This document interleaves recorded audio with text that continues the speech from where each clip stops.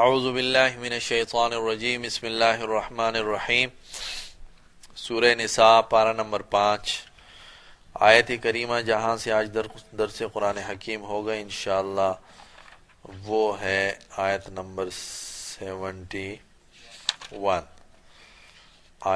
71 پارہ نمبر 5 سورت کا نام ہے سورہ نساء۔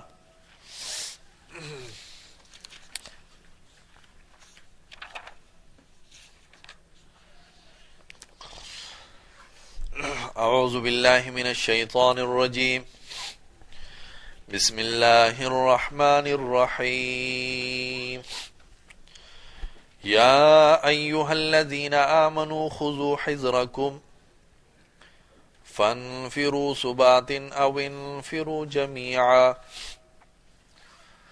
وَإِنَّ مِنْكُمْ لَمَن لَيُبَطِّئَنَّ فَإِنْ أَصَابَتْكُمْ مُصِيبَةٌ قَالَ قَدْ أَنْعَمَ اللَّهُ عَلَيَّ إِذْ لَمْ أَكُنْ مَعَهُمْ شَهِيدًا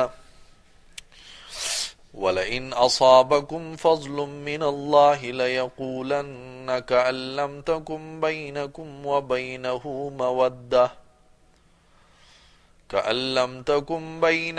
وَبَيْنَهُ مَوَدَّةٌ يَا لَيْتَنِي كُنتُ مَعَهُمْ فَأَفُوزَ فَوْزًا عَظِيمًا۔ صدق اللہ مولانا العظیم۔ گزشتہ درس میں اللہ سبحانہ و تعالی نے منافقین کا حال بیان فرمایا تھا اور اس کے ساتھ اطاعت رسول صلی اللہ علیہ وسلم کا حکم تھا کہ ہم اپنے ہر ایک قول اور فعل میں اور اسی طرح ہر ایک جھگڑے اور اختلاف میں ہمیں چاہیے کہ ہم سنت رسول صلی اللہ علیہ وسلم سے فیصلہ کروائیں اور ہر ایک کام کے اندر اپنے پیارے نبی صلی اللہ علیہ وسلم کی اتباع کریں۔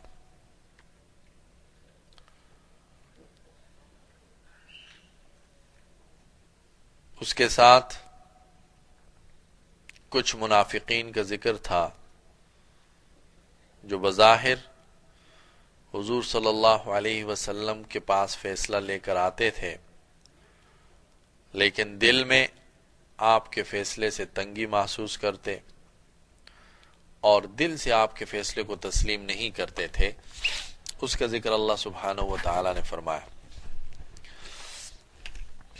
آج کے درس میں اور آج کی جو زیر درس آیات ہیں اس میں اللہ سبحانہ و تعالی نے مسلمانوں کو کفار کے مقابلے میں تیار رہنے کے لیے کا حکم دیا ہے، اور اس کے ساتھ اس رکوع میں بھی اللہ نے منافقین کی ایک خصلت بیان کی ہے، ان کے نفاق کو ظاہر کیا ہے کہ جب اللہ کے راستے میں کبھی نکلنا اور خروج پڑ جائے تو ایسی سچویشن میں لوگ ڈیوائیڈ ہو جاتے ہیں دو قسموں میں۔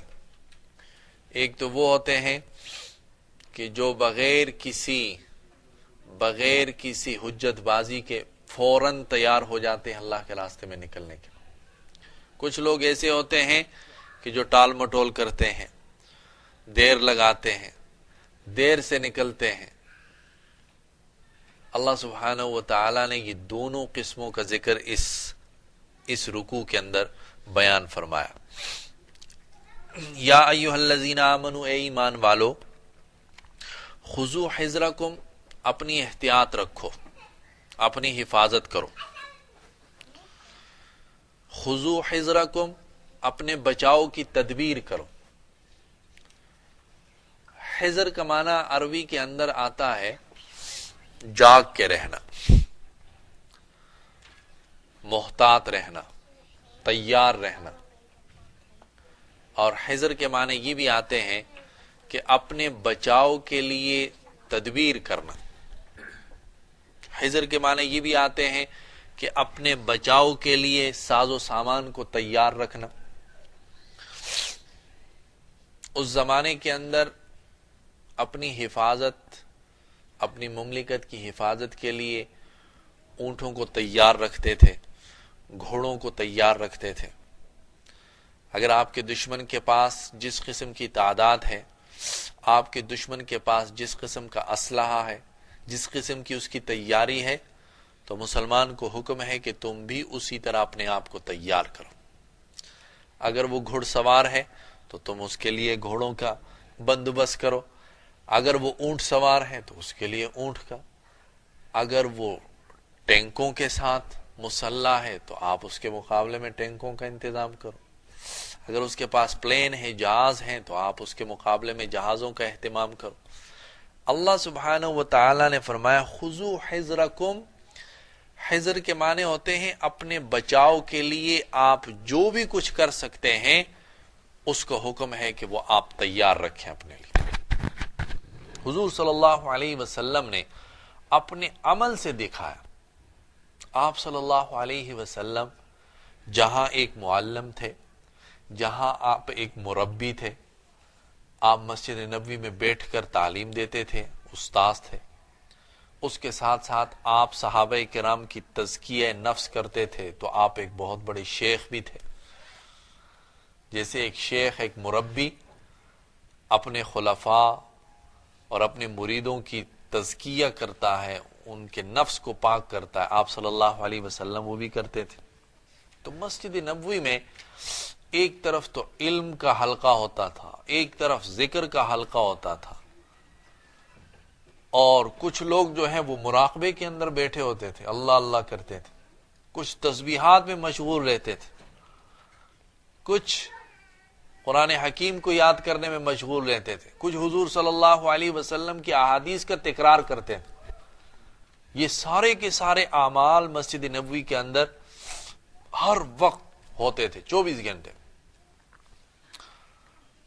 لیکن اس کے ساتھ ساتھ حضور صلی اللہ علیہ وسلم ایک بہت بڑے مجاہد بھی تھے، ایک بہت بڑے لیڈر بھی تھے، ایک بہت بڑے سپہ سالار بھی تھے، آرمی چیف بھی تھے، اور آپ صلی اللہ علیہ وسلم ان تمام مشاغل اور مصروفیات کے ساتھ کبھی بھی اپنے دشمن سے غافل نہیں رہتے تھے، ہر وقت خبر رکھتے تھے۔ آپ صلی اللہ علیہ وسلم کو معلوم تھا کہ میرے دشمن کی طاقت کتنی ہے، اس کے فوج کی تعداد کتنی ہے، اس کے پاس کس قسم کے ہتھیار ہیں، وہ کس قسم کی سواری استعمال کر رہا ہے۔ حضور صلی اللہ علیہ وسلم اس کے لیے تیار رہتے تھے۔ آپ یوں سمجھیے کہ اس آیت کریمہ کے اوپر عمل پیرا تھے، یا ایھا الذین آمنوا خذوا حذرکم، اپنے آپ کو تیار رکھو۔